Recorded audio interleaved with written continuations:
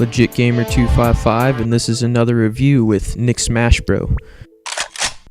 Today we're reviewing Ghost Recon Shadow Wars, and unlike most 3DS games, this game sums it up quick and simple with a gun cocking noise instead of shouting out the title of the game, and it has the most detailed title screen that I've seen so far in the 3DS library. On that note, let's get this review started.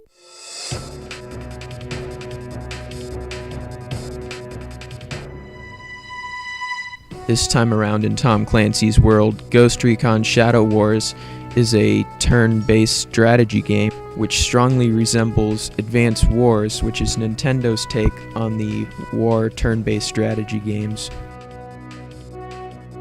Now after I select my file here, we'll start running through some of the options.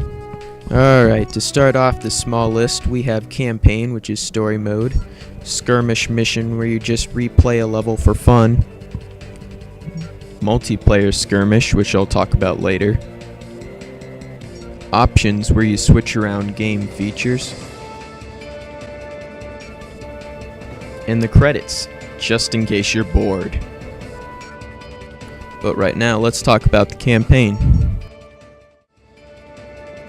The campaign consists of various missions, all selectable on an overview map. Each mission has 3 different difficulties: easy, medium, and expert. And the various missions take places in different parts of the world, from Kazakhstan to Europe even. And the difficulty settings on the different levels are perfect. Like easy, anyone can do it, and then once you play hard, then you gotta be a professional at this game in order to get those cleared. And the campaign is short by no means. I've played the game for over 10 hours and I'm not even done with it yet. We're just gonna start off the first mission here. Right when you select a mission, it shows you the screen showing you the difficulty and the objectives and stuff like that. At the beginning of most missions, they have little cutscenes like this where they have the characters talking to each other. The 3D is shallow and most of the time not even worth turning on, and the constant background music can get annoying at times too. For example, this cheesy Russian theme that's playing right now. And the overall story of the game is pretty straightforward and even at times laughable. Basically, a corrupt man tries to run for president and take over Russia, and your goal is to stop him. Boom! The end. That's it. If you were in the game for a story, don't buy it now. If you had your sound turned up loud there, go clean out your pants a little bit, and I'm going to skip forward to some gameplay. And here we get to see the 3 difficulties: Rookie, Veteran, and Elite.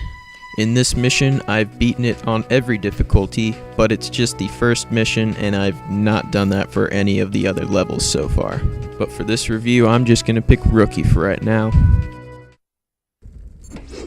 So here's the beginning of the first mission. They always start out with the ghosts talking to each other, mostly useless chatter, but sometimes they'll tell you what to do. Along with the 3D in this game, the graphics are not top-notch. They're basically DS graphics, and that's what this game looks like. Looks like it was made for the DS, and they just ported it to the 3DS because it was convenient. But with all the dark clouds, the sun has to shine through at some point, and that's with the control scheme. Ubisoft went straight forward with this game and made the controls perfect and easy to master. On average, you have 6 ghosts to play as, but since this is the first mission, you only have 1 to start out with. When you select a character, it shows a lit up area around it to show where you can move, and it also has some green spots in the area to show where you can attack various enemies. If you just select in the lighter area, you can just move there, but if you select in the green area, you have attack or move. In this case, I'm going to pick attack. Then after that, just pick attack and you'll shoot them up. If you're too close to an enemy when you're attacking it though, it'll shoot back. After you've selected all your characters or you pick an empty spot, you can end your turn, use command powers, look at your objectives to see what you have left to do, or go into options to modify some stuffs. Once you end your turn, it's obviously the enemy's turn. On the easier difficulty though, the AI is really stupid and you'll easily be able to predict what it's going to do next. Above enemy heads and your own head, it shows your health gauge, and when that runs out, you're dead. Levels have a plethora of enemies to run through, and you'll never get bored in any mission. As I said earlier, in Shadow Wars, there are 6 characters. You got Duke, which is your basic machine gunner. Hayes, which is your sniper, best for long range. He also has grenades. Saffron, which is the team's medic. She also has a pistol and can give your characters steroids. Richter, which is the heavy gunner. He's got a minigun and also grenades. Mint is the team mechanic. He has a turret and also a remote control rifle. And then there's Banshee, who is the team stealth fighter. She has a machine gun and knife. I really like shanking people with that knife.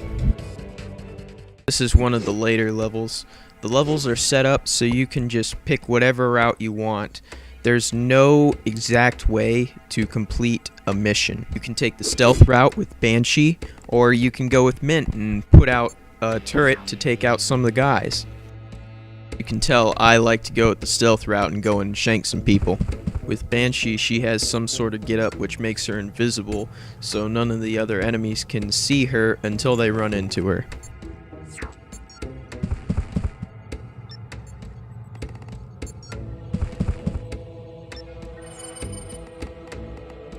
Depending on where you're standing when you're attacking an enemy will determine your accuracy, which picks how much damage will be dealt to that enemy.